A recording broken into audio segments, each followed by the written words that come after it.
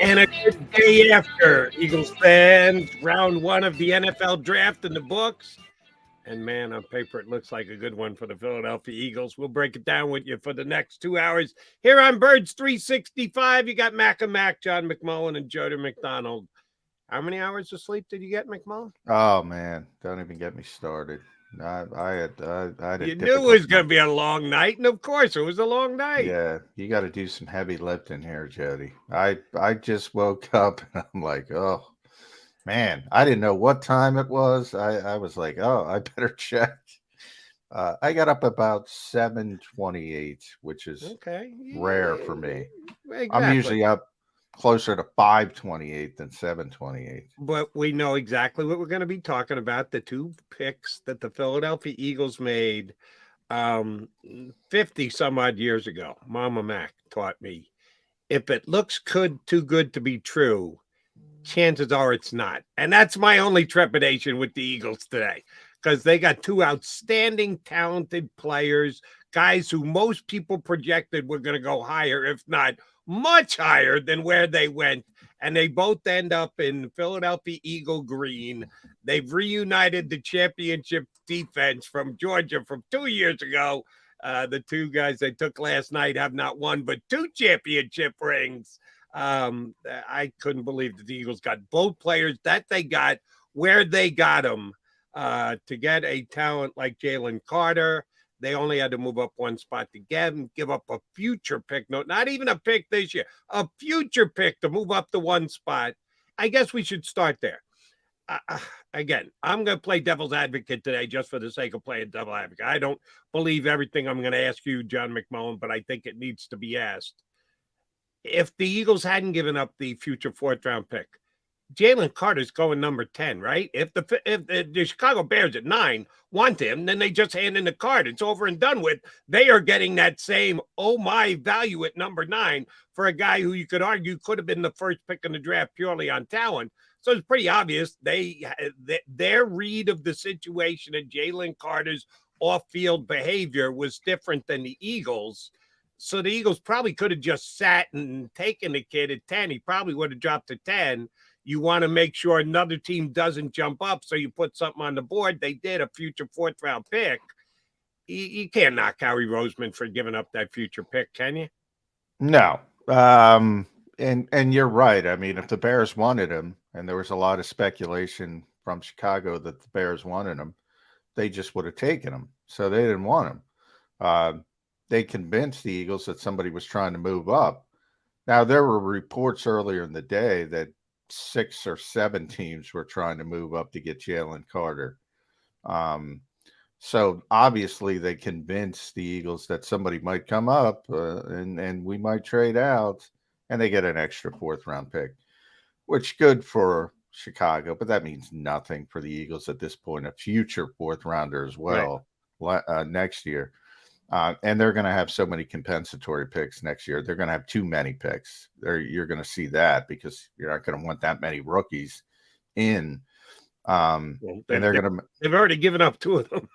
and they're going to maneuver. They're going to continue to maneuver around. But yeah, I don't even they were trying to move up to 5, and then 8, and then finally 9 to get Jalen Carter. So they were working hard, and this was the impactful player that Howie was speaking of, that he wanted to get, being in a position that he doesn't expect to be in, at least for the next number of years. And we'll see how it works out. As you mentioned, from a talent perspective, off the charts. I mean, arguably the best player in the draft. Already teams are going, oh, Billy got him. Um, you know, they believe in their infrastructure. Um, he's not a master criminal. I don't know what, it was a terrible situation, but nobody sits and says this kid is a master criminal. He's a terrible, terrible human being. He's immature. And there's a lot of 22-year-olds that I was pretty damn immature, as I recall, at 22. You know, and the Eagles are competent in their, as I said, their infrastructure. And if this works out, man, Seth Joyner on our draft show, brought up Jerome Brown. I'm not going to go that far because I think it's unfair, but this guy's really good, just from a pure football perspective. I remember back a couple months, I think it was Mike Gill on his show. He asked me, what would be the no-brainer for the Eagles, and I said, a football perspective, just football. Sure. Jalen Carter. The easiest decision he's ever made. Fits everything the Eagles believe in from a football position they value, player they value, what he does, type of player, can rush the passer. Remember, Javon Hargrave, great pass rusher, not good against the run. Jordan Davis, build, still young, great against the run, not a great pass rusher. This guy's everything. So the rich get richer, and the only thing that's going to derail it is if he stays 22 forever and he continues to do knucklehead things. And I always remember Jim Schwartz talking about Nigel Bradham. If you do too many knucklehead things, somebody's going to call you a knucklehead. And we'll see from that perspective. But man, I mean, I don't know what these teams are doing, Jody. I don't know what I look at this first round, and there was a lot of surprises in the first round. Houston obviously did a tremendous job. So they did, Nick Cesario did a phenomenal job, not only with his plan, but locking things up and,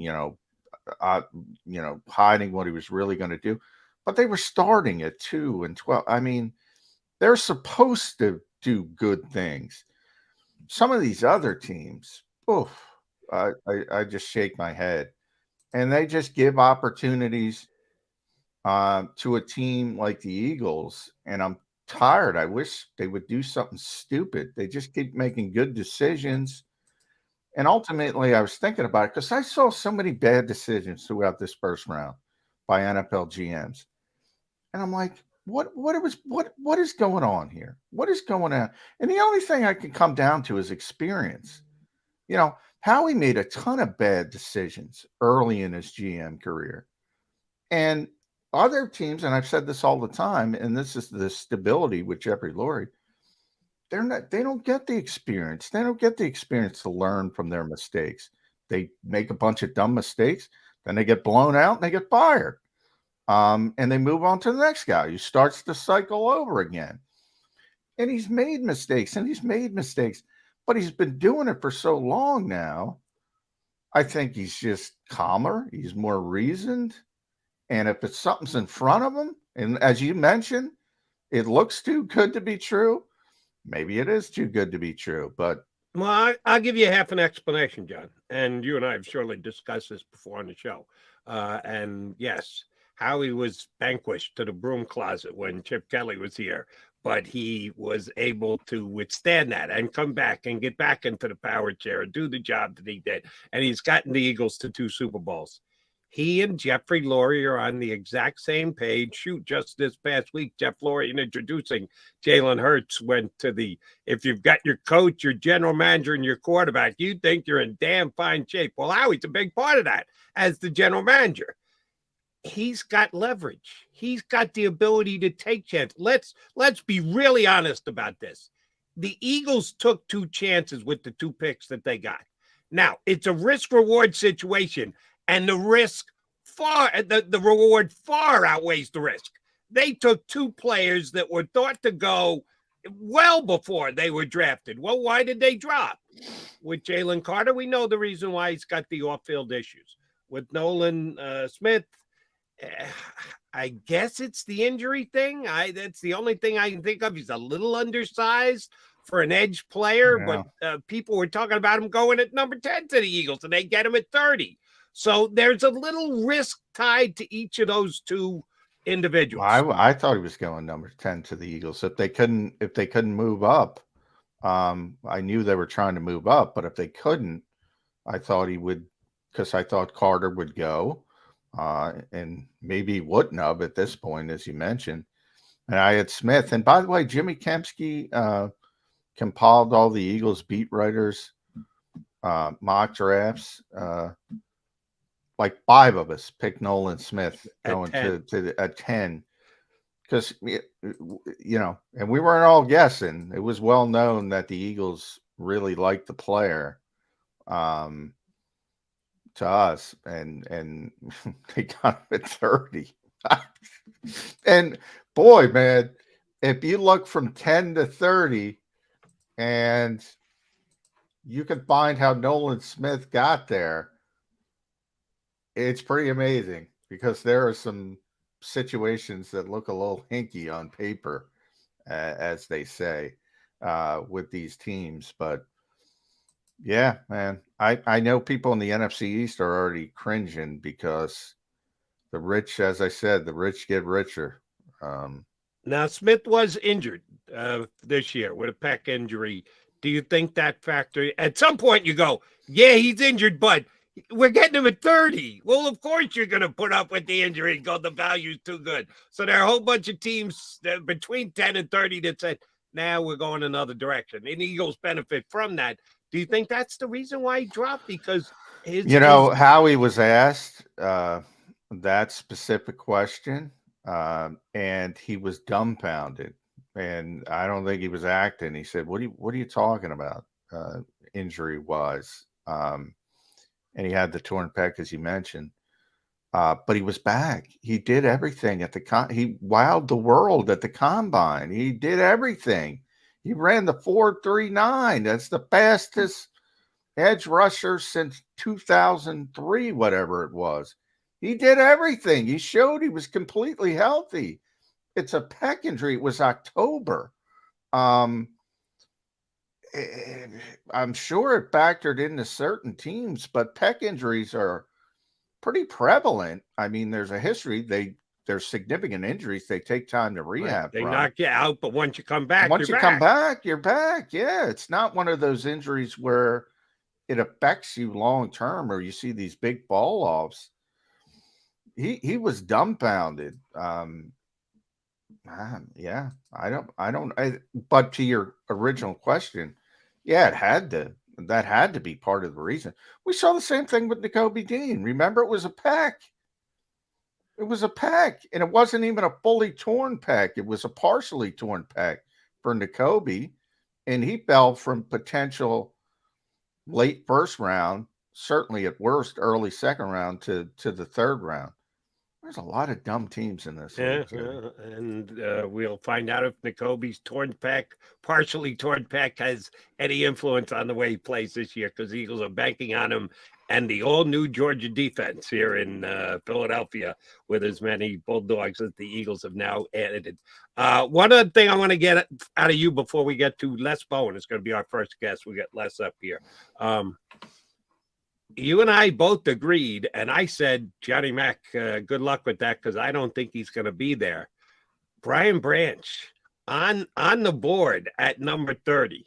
Now, Nolan Smith was a higher-ranked player, so if you take the higher-ranked player, the higher thought-of player, you can't really second-guess it, other than the Eagles, he gives them certain depth at the defensive line, the edge position, and I'm not saying he's going to sit like his teammate Nakobe Dean did this past year. Oh, I think he's going to play immediately, because they rotate guys in and out. But if you just look at the depth chart at those two positions for the Philadelphia Eagles, safety and edge rusher, there is a bigger need at safety.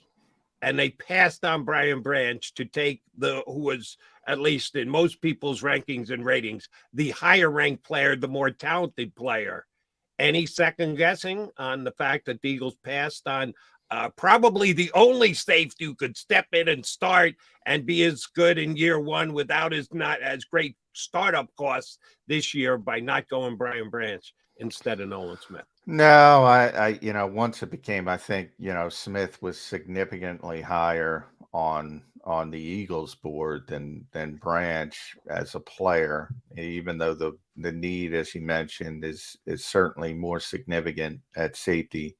He said that, and again, I go back to the experience. He's gotten bitten in the what in the past by reaching for a position of need over a player they have rated higher. He doesn't do that anymore, or for the most part. And this was a pretty clear difference.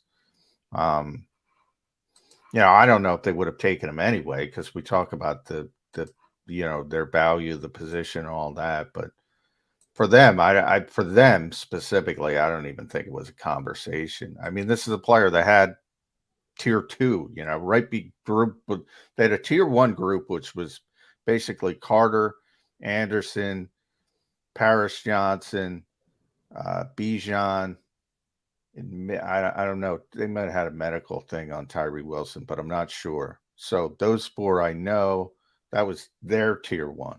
So you think they had Bijan tier 1? Yeah, blue chip player. They weren't taking him, but like everybody else, he's a blue chip player. No one's ever argued that point. They just weren't taking him because they don't. At some point the Eagles are. So their evaluation of the player doesn't go into their tier rankings. No, it does. It does. But at some point, that's what I was about to say. The evaluation has got to match up with the valuation of the Eagles. They're not going to be the team that takes Jack Campbell at 19. They're not going to be the team that takes Jahmyr Gibbs at 12. I'm looking at you, Detroit. But they might turn out to be Pro Bowl players. They very well might. That's the best linebacker in the draft. That's a tremendous running back. Could have gotten them later, Detroit. So it's that game of evaluation versus evaluation. The Eagles are good at it. So they knew he was a blue chip player, but they just weren't going to take him. And luckily, it's off the board. Luckily for Howard, luckily for Eagles fans, they can't say if he got taken 11 and he turns into Jim Brown, the sequel. Oh, we could have had Bijan. Well, you couldn't have Bijan now. It's Atlanta, another great organization, by the way. How many skill positions players are going to take, Arthur Smith, with no quarterback? How about building up your defensive front? 3 years in a row, Kyle Pitts, Drake London, Bijan Robinson. Oh, go play video games. All right, go have fun, Atlanta. But now that worked out well for the Eagles because they don't have to answer all those. Well, we couldn't get them. You can move forward in that direction. Yeah, I mean, grades are goofy right away. We all know that. But I mean, it's hard to say the Eagles had a bad night. It's hard to say the Eagles had a bad night. The Eagles had a great night. If things go according to law, if the injury to Nolan Smith is just a pec that's already healed and he comes in and he plays to the level that he did in September for June, you don't get a talent like that at 30. If they, with their infrastructure, and I give the Eagles a lot of credit for this, they took responsibility. They put it on themselves. They said, we believe in how we handle our players and our culture and our locker room. So if this kid goes off the rails again, the Eagles are going to have to answer the question. We thought you were going to be able to help. They're just going to yell. They're just going to yell at Ruben if it goes off the rails. They can yell at Ruben all they want. Before Ruben ever asked a question in the postgame, Howie Roseman was on record as saying, we have faith in our team, in our system, in our infrastructure. So they're taking some of the responsibility. Of course, most of the responsibility remains with the young man himself, about 75 to 80% of it. Eagles are sharing in that. So they've got a vested interest and then some to make sure this kid stays on the straight and narrow. If they do, the value that they got for where they got him in the draft is off the charts. So that's Johnny and me's look at the opening round of the NFL draft with 2 major moves by the Philadelphia Eagles. We'll add a third voice next. Our buddy Les Bowen, longtime Eagle beat reporter, will jump on with us here on Birds 365.